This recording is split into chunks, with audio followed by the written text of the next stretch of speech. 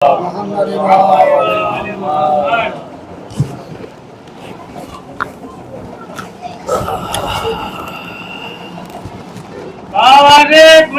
سلمان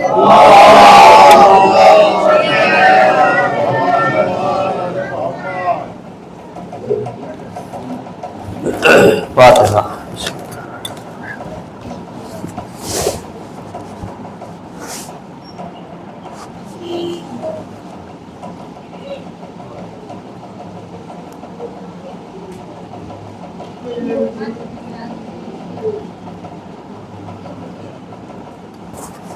اعوذ باللہ من الشیطان اللعین الرجیم. بسم اللہ الرحمن الرحیم. الحمد للہ رب العالمین والصلاة والسلام علی رسولہ النبی الکریم مولانا و مولا الکونین جد الحسن والحسین بالقاسم محمد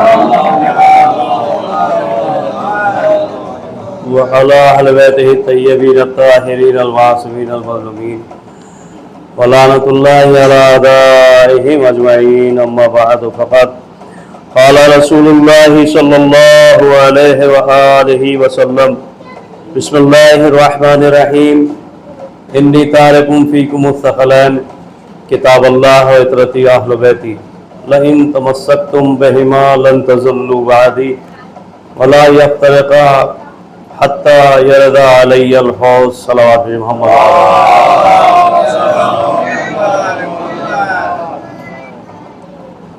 کتنی دیر کی پڑھنی ہے میں تو صلوات ہے محمد.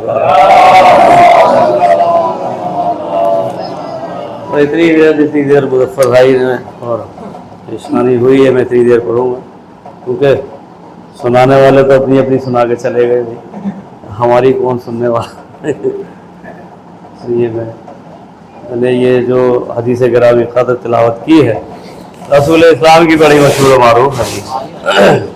مول صاحب آگے آ جائیں، آپ ادھر آ جائیے، یہاں ٹیک لگا لیے تو.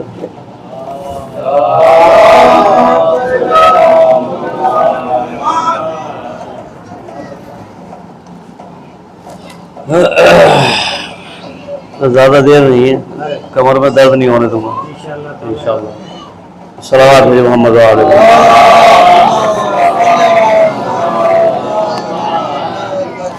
یہ حدیث ثقلین ہے، بغیر کسی تمہید کے میں شروع کر رہا ہوں، جس کو رسول اسلام نے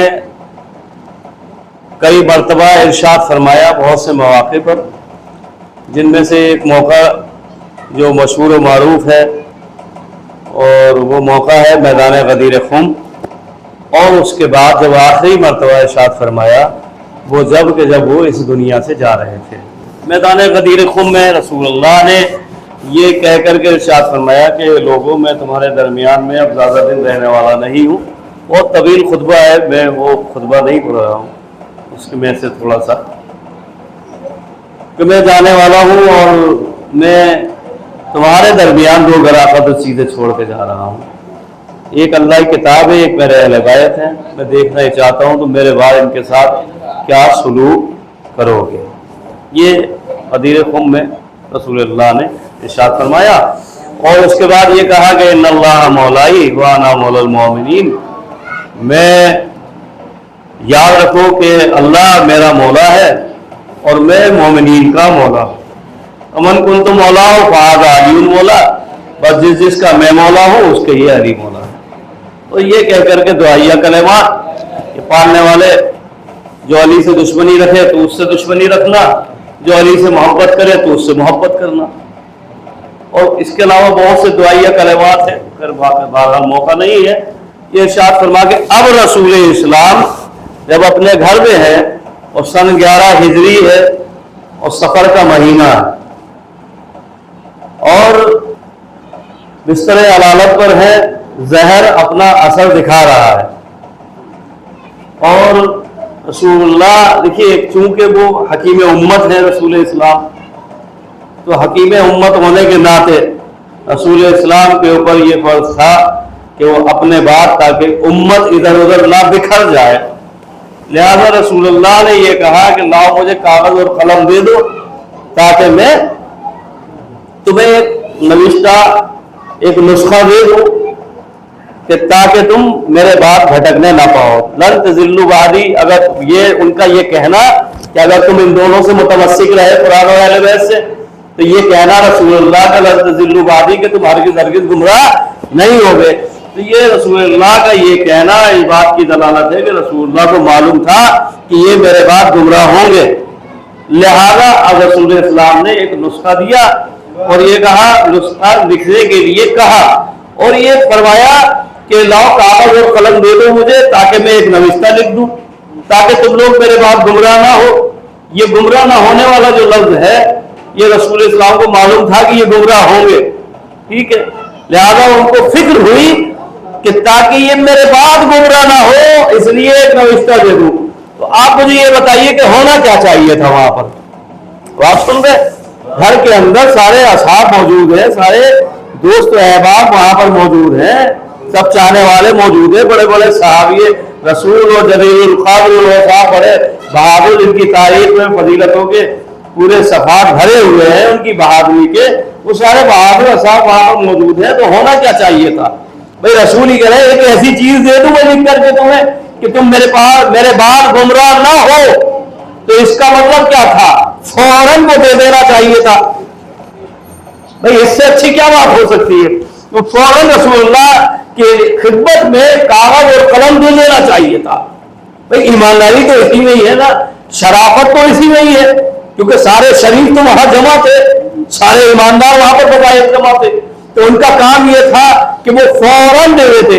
مگر یہ امید کے برخلاف بات ہوئی اور کیا ہوئی؟ ایک آواز نکلی کہ صاحب یہ بیماری ان کے دماغ پر بخار اثر کر گیا ہے، ان الرجل لیحزن، یہ جو ان کے اوپر ہذیان کا اثر ہو گیا ہے اور یہ اول فول. اب میں کیا کہوں کہ میں اس کا ترجمہ کرنے پر مجبور ہوں کہ یہ کہا گیا کہ ایک چونکہ بخار ان کے اوپر اثر کر گیا ان کے دماغ پر، لہذا یہ اب وہ باتیں کہہ رہے ہیں کہ جو اول فول ہوتی ہے نا.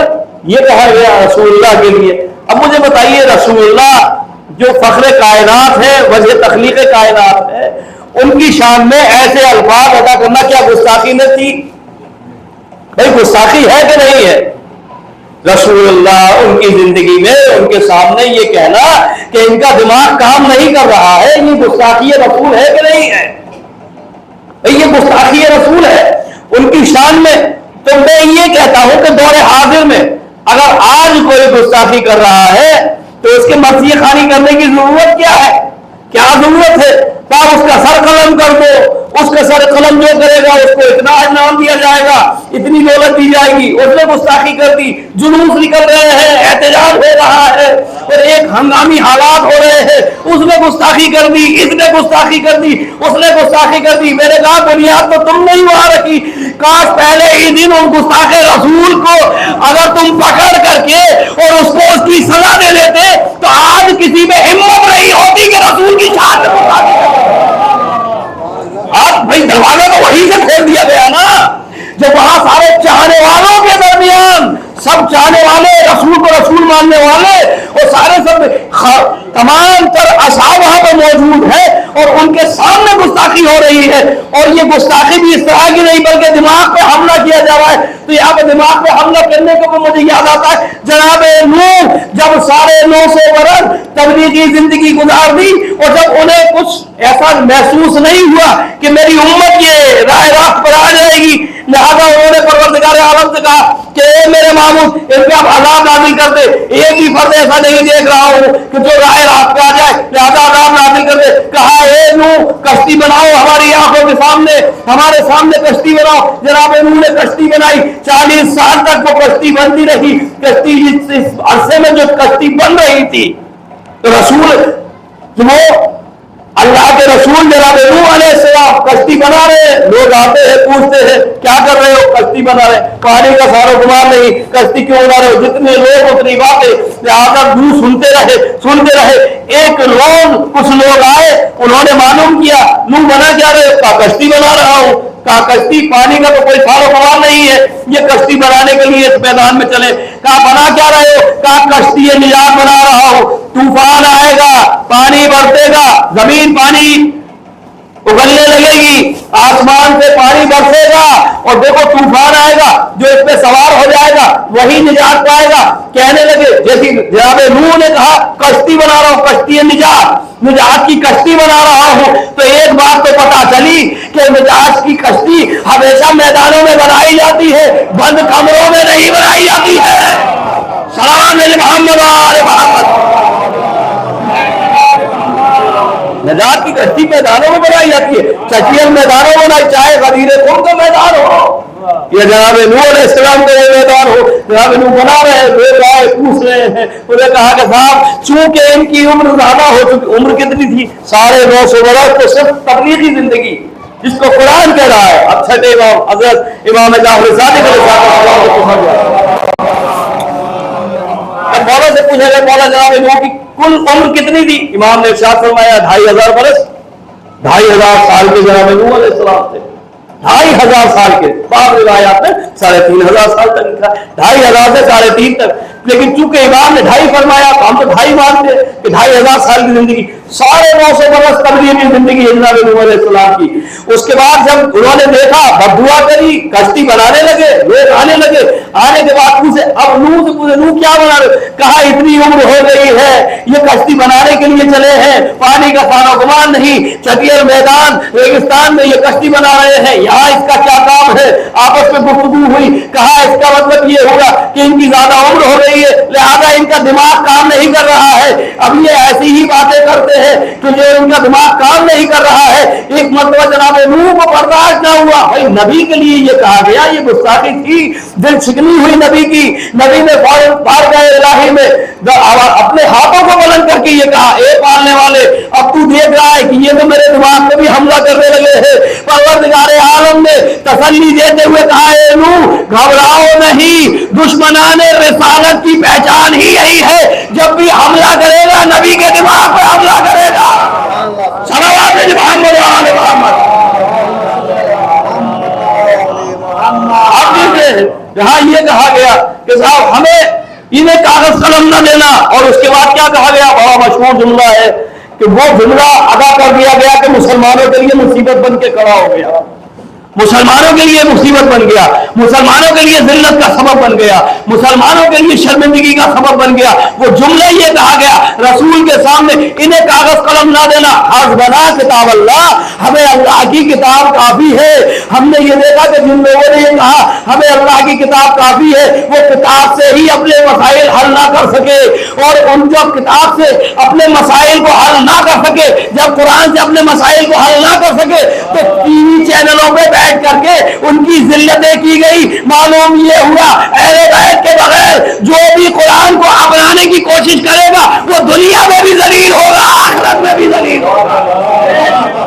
بھائی رسول نے کہا نا، بھائی رسول نے کہا کہ میرے دعا کر دو گھر پر چیز چھوڑ کے جا رہا ہوں، ایک اللہ کی کتاب ہے اور ایک میرے اہل بیت ہے۔ بھائی اہل بیت کو تو اس لیے چھوڑا نا کہ قرآن ہر ایک کی سمجھ میں آنے والی چیز ہے نہیں، لہٰذا جب کوئی کتاب تشکیل کی جاتی ہے تو اس کے ساتھ ایک پڑھانے والا بھی موجود ہونا چاہیے، خالی کتاب کچھ نہیں کرتی ہے۔ مجھے بتائیے آج کا کوئی طالب علم یہ بتا دے کہ ٹیچر کے بغیر کتاب اس کے پاس ہو، وہ کتاب کو سمجھ لے، دنیاوی کتاب تو مکمل سمجھ میں نہیں آتی ٹیچر کے بغیر۔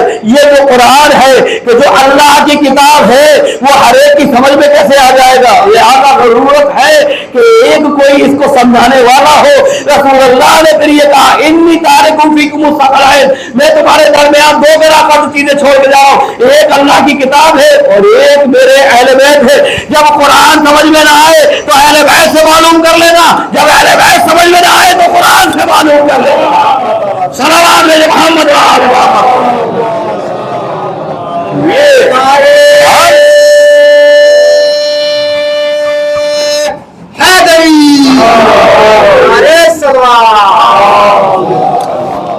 قرآن ایک ضابطۂ حیات ہے. قرآن ایک اسلام کے قانون کی کتاب ہے. قرآن وہ کتاب ہے کہ جس میں سارا کا سارا علم موجود ہے.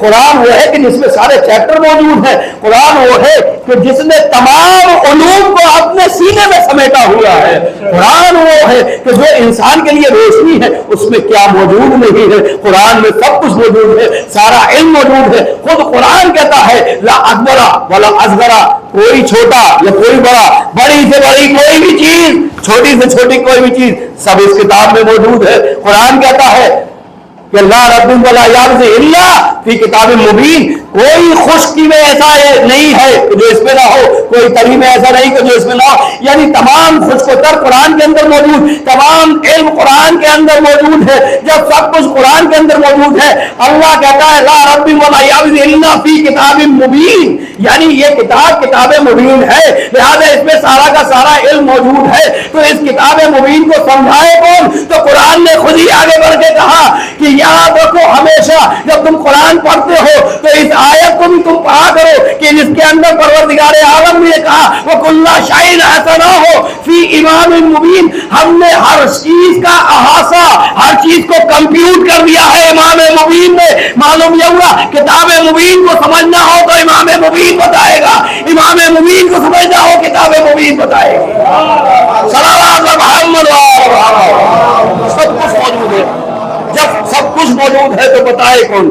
عزیزان محترم, جب سب کچھ موجود ہے تو یہ بتائے کون؟ عزت نفس اس کے اندر سب موجود ہے, تمام علوم اس کے اندر موجود ہے, ساری چیزوں کا تذکرہ اس کے اندر موجود ہے. والدین کی اطاعت کیسے کی جائے, قرآن کے اندر جتنی سختی سے آپ دیکھیں والدین کی اطاعت کے لیے پروردگار عالم کیا کہتا ہے. اس نے, ہم تو یہ سمجھتے تھے آیت پڑھ لے کہ ہم نے پڑھی, اس کا وَقَضَىٰ رَبُّكَ, اور یہ فیصلہ ہے تمہارے رب کا. قضیہ یعنی فیصلہ ہے, یا اللہ نے فیصلہ کر دیا قضا رب کا اللہ تعبدوا الا اياه, کہ تم میرے علاوہ کسی کی عبادت نہیں کرو گے. اب اس جملے کے بعد کس چیز کا تذکرہ ہونا چاہیے تھا بھائی؟ کس چیز کا؟ عبادت سے متعلق اور چیزوں کا تذکرہ ہونا چاہیے تھا. تم گمراہ نہ ہو اس چیز کا تذکرہ ہونا چاہیے تھا. بہت سی ایسی چیزیں جس کا تذکرہ, یعنی اللہ کہہ رہا ہے وَقَضَىٰ رَبُّكَ اللہ تعبدوا, یعنی تمہارے رب کا یہ فیصلہ ہے کہ تم کسی کی عبادت نہ کرنا. اللہ تعبدوا الا اياه, میرے علاوہ کسی کی تمہیں اطاعت نہیں, کسی کی عبادت تمہیں نہیں کرنی ہے, کسی کی نہیں کرنی ہے. یہ اس نے سختی سے فیصلہ کر دیا. اس کے بعد کیا کہا؟ وَبِالْوَالِدَيْنِ إِحْسَانًا, اپنے والدین کے ساتھ حسن سلوک. سمجھ رہے ہیں آپ؟ حسن سلوک کس کے ساتھ؟ اپنے والدین کے ساتھ. اب یہ کہا جاتا تھا حقوق والدین, حقوق والدین, حقوق والدین. حقوق والدین تو بہت ہے اور واجب ہے اولاد کے اوپر کے والدین کے حقوق ادا کرے, ورنہ دیکھیے یہ ایک ایسا گناہ ہے کہ جس کا نتیجہ سب سے پہلے پروردگار عالم دنیا میں دکھا جاتا ہے.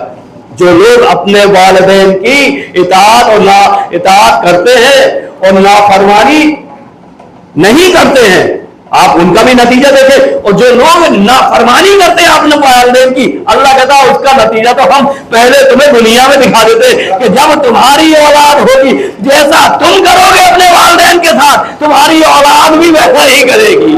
صلوات محمد علی محمد.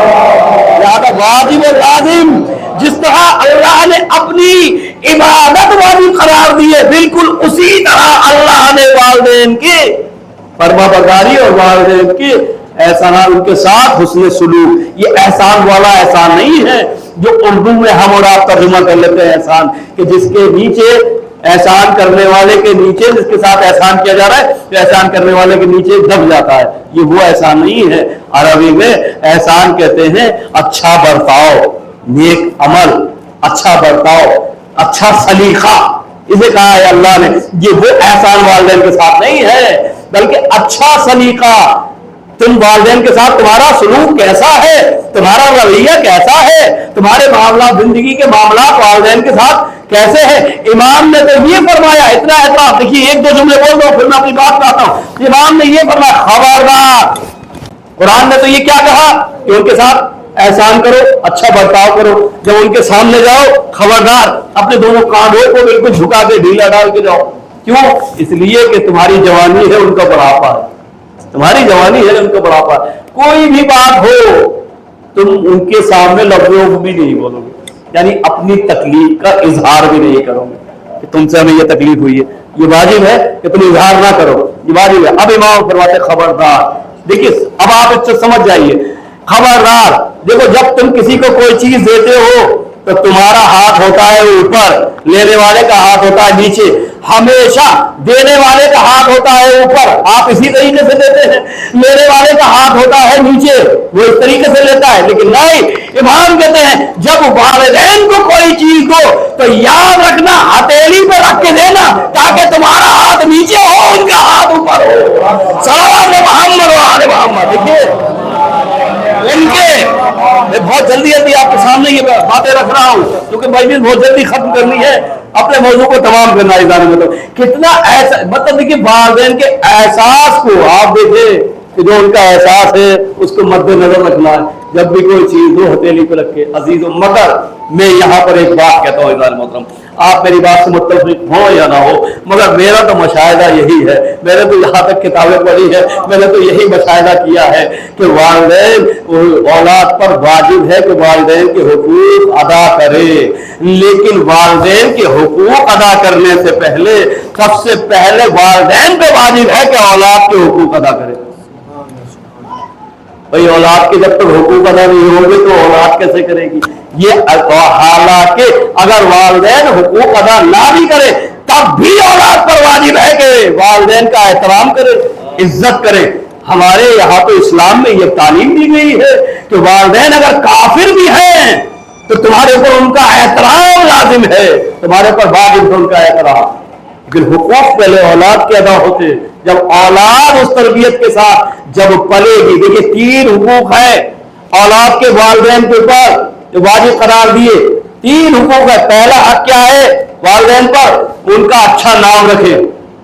کیا رکھے؟ پہلا حق ان کا اچھا نام رکھے. اچھے ناموں کے لیے جب معصوم سے پوچھا گیا مولا اچھے نام کون سے, کہا انبیاء کرام کے نام اور ہم اہل بیت کے اچھے نام. آج کل ہم کیا ڈھونڈتے ہیں, کوئی الگ سے نام بتائیے مولانا صاحب. جب ہم سے کوئی فون پہ کہتا ہے نا مولانا صاحب بیٹا یہ بیٹی ہوئی ہے تو نام بتا دیجیے, تو سب سے پہلے میں معصومین کے القابات یا ناموں میں سے نام دیتا ہوں. ادھر سے فون کیا تھا ابھی بتاتے ہیں, کیونکہ پوچھنا سسرال والوں سے بھی ہے, پوچھنا بیوی سے بھی ہے. سسرال والوں سے بیوی سے ہی پوچھنا ہے, ادھر تو پھر فون آئے گا مولانا صاحب ذرا الگ سے ہٹ کر کے بتائیے نام. میں کہ آپ الگ سے ہٹ کر کے کیا نام بتاؤں, مجھے تو ان ناموں کے علاوہ کوئی نام نظر نہیں آتا. پھر تو نام وہی بچتے ہیں کہ ازلان, ارحام, پتہ نہیں وہ کیا کیا نام آ گئے جو لغت میں بھی موجود نہیں ہے. اور اس کے بعد پھر وہ پیار والے نام آتے ہیں چنٹو, پنٹو, رنکو. بس ماترائیں اگر ہندی کے حساب سے دیکھیں تو ماترائیں اوپر نیچے ہوتی رہتی, یہ نام وہی رہتے ہیں, تو وہی نام ہو جاتا. تو سب سے پہلا حق کیا ہے, اچھا نام رکھے. کیوں؟ رسول اسلام نے ارشاد فرمایا اچھے نام رکھو اپنی اولادوں کے. ان کے اس لیے کہ اچھے ناموں کا اثر اولاد کی سیرت پہ پڑتا, زندگی میں آتا ہے, اس کے اوپر اچھے ناموں کا اثر ہوتا ہے. اگر کسی کا نام رحمان ہے, اگر کسی کا نام رحیم ہے, اگر کسی کا نام علی ہے, اگر کسی کا نام عباس ہے, تو یاد رکھنا اس کے اندر بہادری پیدا ہوگی, اس کے اندر بہادری, سیرت عباس پیدا ہوگی. اس کے اندر اپنے بھائی کا احترام کرے گا, اپنے بھائی کا احترام کرے گا. پہلا حق اچھا نام. دوسرا حق کا اچھی تربیت. تربیت کے لیے یہ کہا گیا, اسلام میں کہا گیا خبردار 4 برس تک گھر میں تربیت دو. آج انٹرنیشنل لیول پر ایجوکیشن سسٹم کا ایک قانون ہے کہ 4 سال سے پہلے اسکول نہیں ہوتا. وہ ایک الگ بات ہے کہ کاروبار کے لیے نرسری, پری نرسری ہو گیا, لیکن جب آپ کو پیپر بنا کر کے وہ دیں گے تو آپ کو نرسری پری نرسری کا نہیں, جب تک بچہ 4 برس کا نہ ہو جائے آپ کو ملے گا ہمیشہ کاغذ فرسٹ کلاس کا ہی, پہلی کلاس کا ہی, پہلی جماعت کا ہی پیپر ملے گا. کیوں؟ اس لیے کہ قانون جرم ہے بچے کو 4 برس سے پہلے اسکول میں بھیجنا. 4 کا اسلام نے پہلے ہی کہہ دیا 4 سال تک اپنے بچے کو خود تربیت کرو. بچے کا گھر کا ماحول ایسا کرو, کہا اس لیے کہ جو گھر کا ماحول ہوگا وہ بچے کی سیرت پہ پڑے گا اثر. اگر آپ نمازی ہوں گے بچہ خود بخود سجدہ کرتا نظر آئے گا. آپ روزدار ہوں گے بچہ خود بخود روزدار ہو جائے گا. یعنی مطلب یہ ہے کہ جو گھر کا ماحول ہوگا وہی بچہ کرے گا. کیوں؟ سنیے، میں تو اپنے مشاہدے کی ساری باتیں اپنے مشاہدے کرتا ہوں. ایک جگہ پہ دہلی میں مجلس پڑھنے کے لیے گیا، وہاں مجلس پڑھ کے بیٹھ گئے. اور ہم لوگوں کے ساتھ ہوتا کیا ہے، ایک مجلس تو مجلس سے پہلے ہو جاتی ہے، ہم باہر جاتے ہیں مجلس پڑھنے، تو ایک ہمیں 3 مجلس پڑھنی ہوتی ہے، ایک مجلس نہیں 3. ایک کب جہاں گئے صاحب ناشتہ لگ گیا، لوگ آگے ملنے کے لیے بیٹھ گئے، وہاں باتیں ہو رہی، تو ایک مجلس تو وہ پڑھنی پڑتی ہے، ایک مجلس وہ جو ہمیں ممبر پہ آ کے پڑھنی ہے. پھر ایک مجلس ہوتی ہے مجلس کے بعد. یہ 2 مجلس ہے، شروع کی اور آخری بڑی خطرناک ہوتی ہے. تو یہ 3 مجلس پڑھے. اب وہ یہی ہوا کہ جب کھانے وغیرہ کا وقت ہوا تو اس کے بعد وہ ملوایا، یہ ہمارا بچہ ہے، اور یہ 6 سال کا بچہ تھا، اسے انہوں نے ہم سے ملوایا ہے. وہی بہت خوشی ہوئی، اللہ سلامت رکھے آپ کے بچے کو اور دیندار بنائے اور یہ سب کچھ. اور وہ باتیں کرتے کرتے بچے کی تعریف کرنے لگے، اسکول میں اتنا اچھا ہے، اتنا انٹیلیجنٹ ہے، اتنا ذہین ہے، دماغ بڑا بریلینٹ ہے، وہ صاحب اور یوں ہے اور تو ہے. اس کے بعد انہوں نے مجھ سے ایک بات کہی، کہنے لگا مولانا صاحب اسے 17 گانے محمد رفیع کے حفظ ہیں. میں کیا کہتا ہے اس پہ، آپ توجہ کر رہے ہیں اس بات پہ؟ 17 گانے محمد رفیع کے حفظ ہیں. میں نے کہا اچھا بہت اچھی بات ہے. اب میں اس کو ماشاء اللہ تو کہنے والا نہیں تھا. میں نے کہا ٹھیک ہے یہ حفظ ہے، چلیے خیر ذہین ہے، اس کا مطلب بولے ہاں بہت ذہین ہے. میں نے بیٹا بات سنو. کیا بیٹا یہ بتاؤ آسمانی کتابیں ہیں کتنی؟ تو وہ میری بات ہی نہیں سمجھ پایا، جیسے کہ میں اس کی غیر زبان میں بات کر رہا ہوں. اس کے بعد پھر دھیرے دھیرے میں آ گیا سب سے. میں نے کہا بتاؤ بیٹا کلمہ آپ کو یاد ہے؟ کلمہ یاد ہے؟ آپ یقین مانیے اس بچے کو کلمہ یاد نہیں تھا. ایسی ذہانت کا کیا فائدہ، ایسی ذہانت کا کیا فائدہ. جبھی تو کہا گیا تربیت کرو. اس کی واجب کیا ہے؟ دوسرے نمبر پر تربیت ہے. تیسرے نمبر پہ کیا ہے؟ کہا تیسرے نمبر پہ ہے اس کی تعلیم. 3 کے علاوہ 3 ہے، ٹھیک ہے، 3 حقوق ہیں اولاد کے. آپ پڑھیے کہیں پہ بھی جا کے حدیث کی کتاب میں یا روایت کتاب میں یا کسی اور بڑے عالم دین سے پوچھی ہوئی کہیں گے کہ 3 ہے. کیا؟ اچھا نام، اچھا نام، اس کے بعد تربیت، اس کے بعد تعلیم. دیکھیے تعلیم بعد میں رکھی گئی ہے مگر حقوق میں سے ہے تعلیم.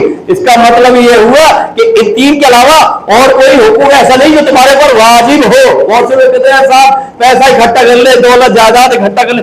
یاد رکھیے جو تربیت یافتہ اور تعلیم یافتہ بچے ہوتے ہیں وہ خود اپنے رہنے سہنے کا انتظام ماں باپ کے بات کر لیتے ہیں. اور جو تربیت یافتہ نہیں ہوتے، تعلیم یافتہ نہیں ہوتے، جن کا دین پہ کوئی تربیت نہیں ہوتی ہے، کوئی پرورش نہیں ہوتی ہے، باپ اگر اربوں کی بھی جائیداد چھوڑ جائے تو جوان ہو کے عیاشیوں میں اس کو ختم کر دیتے ہیں. صلوات علی محمد. عزیزان محترم تو پہلے اولاد کے حقوق ادا کرتے، اب اولاد پہ پھر واجب ہوتا ہے کہ والدین کے حقوق ادا کریں. تو بات یہاں تک آ گئی کہ قرآن کے اندر یہ سب کچھ موجود ہے. عزیزان محترم کیوں رسول اسلام اہل بیت کو قرآن کے ساتھ چھوڑ کے گئے؟ تاکہ نمونہ پیش کر سکے. اس لیے کہ قرآن یہ کہے گا کہ اقیموا الصلاۃ، نماز پڑھو، تو اہل بیت پڑھ کر کے بتائیں گے کہ نماز ایسے پڑھی جائے گی. قرآن کہے گا کہ تم روزہ رکھو، تو اہل بیت روزہ رکھ کر کے بتائیں گے کہ ایسے روزہ رکھے. قرآن کہے گا زکات دو، اہل بیت زکات دے کر کے بتائیں گے کہ زکات ایسے دی جاتی ہے. عزیزان مطلب قرآن حکم بیان کرتا چلا جائے گا، اہل بیت اس کی تشریح کرتے ہوئے نظر آئیں گے. عزیزو ذات اہل بیت، ذوات اہل بیت تو یہ ہے کہ یہ عمل پہلے کرتے ہیں، آیت بعد میں نازل ہوا کرتی ہے. اس لیے کہ ہم نے مشاہدہ کیا علی نے زکات پہلے دی ہے، آئے ولایت بعد میں آئی ہے. علی نے نمازیں پہلے ادا کی، آیت بعد میں آئی ہے. صلوات محمد اہل بیت کو اس لیے چھوڑ کے رسول اسلام گئے تاکہ قرآن تمہاری سمجھ میں آ جائے. قرآن ضابطۂ حیات ہے، بغیر اہل بیت قرآن سمجھنے آنے والی چیز نہیں ہے. بہت سی ایسی آیات ظاہرہ جو ہمارے آپ کی نظروں کے سامنے ہیں، بہت سی ایسی کہ جن کی مطالب اور معانی ہماری سمجھ میں نہیں آتے جب تک کہ ہم اہل بیت کی تفسیر اٹھا کر کے نہ دیکھیں. عزیزان محترم اور یہ کہا کہ یہ جدا نہیں ہوں گے. جدا نہیں ہونے کا مطلب کیا ہے؟ کہ جدا نہیں ہونے کا مطلب یہ ہے کہ ان میں آپس میں اختلاف نہیں ہوگا. جو اہل بیت کا عمل ہوگا وہی قرآن کی آیت ہوگی، جو قرآن کی آیت ہوگی وہی اہل بیت کا عمل ہوگا. جدا نہیں ہو سکتے. لیکن ہاں عزیزو ہم نے دیکھا کہ لوگوں نے بہت چاہا کہ قرآن کو اہل بیت سے جدا کر دیا جائے، قرآن کو اہل بیت سے، اہل بیت کو قرآن سے جدا کر دیا جائے، مگر سن 61 ہجری روز عاشورہ، عصر عاشور سر و تن میں جدائی تو ہو گئی، نوک نیزہ پہ تلاوت کر کے حسین نے بتا دیا کہ تم ہم سے قرآن کو جدا نہیں کر سکتے۔ یہ تلاوت جو ہو رہی تھی نوک نیزہ پہ، یہ تلاوت اس لیے ہوئی تھی تاکہ لوگ پہچان لیں کہ قرآن کا ہمارے ساتھ اور ہمارا قرآن کا ساتھ کس طرح کا ہے، کیسا تعلق ہے۔ اسی کے قرآن تو انہی کے گھر میں نازل ہوا ہے، انہی کے اعمال ہی کو تو قرآن کی آیات کہا جاتا ہے۔ عزیزو 132 معجزے بہت سی کتابوں میں ہیں، ضمیر اختر صاحب نے تقریباً 135 یا 32 معجزے امام حسین علیہ السلام کے سر سے جو رونما ہوئے ہیں وہ لکھے ہیں، اور ان معجزوں میں سب سے رونما یعنی اہم ترین جو معجزے ہیں ان معجزوں میں ایک معجزہ یہ بھی ہے کہ سر مظلوم کربلا نوک نیزہ پر تلاوت کر رہا تھا۔ اور کیا تھا مقصد شاید یہی ہو امام کا کہ تاکہ لوگ نوک نیزہ پہ کٹے ہوئے سر سے تلاوت قرآن سن کر کے لوگ اس طرف متوجہ ہو جائیں۔ اس لیے کہ تاریخ لکھتی ہے عزیزان محترم کہ ان سروں کو ان سیدانیوں کے درمیان میں جب قافلہ لے کے چلتے تھے نا تو اس جگہ لے کر کے یہ چلتے تھے، ان سروں کو سیدانیوں کے درمیان میں، عزیزان محترم سیدانیوں کے درمیان ایک چاہنے والی، یہ جو مخدرات اس وقت طہارت ان کے چاہنے والوں کے سر تھے تاکہ ان کے دل رکتے رہے، ان کے عزیزوں کے سر نوک نیزہ پہ دکھائی دے تو ان کے دل کو تکلیف ہوتی رہے۔ امام نے تلاوت اس لیے شروع کری عزیزوں تاکہ لوگ اس سر کو دیکھ کر کے محلے حیرت ہو جائے۔ امام یہ چاہتے تھے لوگ ادھر متوجہ ہو جائے، اے لوگوں یہ دیکھو کہ ایک کٹا ہوا سر ارے تلاوت کر رہا ہے، اس لیے کہ اہل حرم بے مخنا و چادر ہے۔ امام چاہتے سب کی توجہ زینب و ام کلثوم پر نہ پڑے، ارے میرے سر کی طرف یہ متوجہ ہو جائے۔ یہ زمانہ اب یہ رہائی کا زمانہ ہے، ایام عزا اب رخصت ہونے والے ہیں عزیزوں، بس دعا یہی ہے معمول، ارے معمول یہ دعا ہے اگلے ایام عزا تک اگر ہم اس دنیا سے چلے جائیں تو ہماری ان عبادتوں کو اور عزا کو قبول کر لینا، اور ہم باقی رہے تو ہمیں توفیق دینا کہ ہم اسی طرح سے ایام عزا کر کے یہ تو مظلوم کربلا چاہتے ہیں۔ ابھی تو آپ کے سامنے ابھی شبیہ عالم مبارک آئے گا، آپ جاتے شبیہ عالم مبارک، ارے دو ہاتھ کٹے تھے سلام کے لیے، میں کہوں گا اے مولا آپ کے ہاتھوں کی قربانی، ارے یہ ہے کہ آج ہزاروں ہاتھ ہے جو آپ کے علم کو اپنے دوست پر اپنے ہاتھوں پر لے کر کے نکل رہے ہیں۔ اللہ انہیں سلامت رکھے مگر عزیز ہو جب عالم تمہارے ہاتھ میں ہو اور تمہاری نگاہوں کے سامنے ہو تو اس ذات کی طرف بھی سوچنا کہ جس نے ساری زندگی امام حسین کی اطاعت میں گزار دی، کبھی امام حسین سلام کو بھائی ہوتے ہوئے بھائی نہ کہا، لیکن جب حسین عباس کے زمانے آئے ارے حسین نے کہا اے بھیا ایک خواہش ہے، ایک مرتبہ ہمیں بھائی تو کہہ دو، ایک مرتبہ جب پاس کے سے بولا ارے ماں نے وصیت کری تھی کہ یہ تمہارے آقا و مولا ہے کبھی بھائی نہ کہنا، لیکن آپ امام وقت ہے، آپ کا حکم واجب ہے، بھائی کہا روح پرواز کر گئی، حسین نے ماتم کرنا شروع کر دیا، ارے علم کو لے کر کے حسین خیمے کی جانب چلے، سکینہ نے دیکھا علم آ رہا ہے، بچوں کو اکٹھا کیا، میرا چچا پانی لا رہا ہے، ہم جو قریب آئے دیکھا علم ہے، علمدار نہیں ہے، ارے بچوں کے ہاتھوں سے اس کوزے زمین پکڑ لے، واہ عباسا واہ محمدا واہ علیہ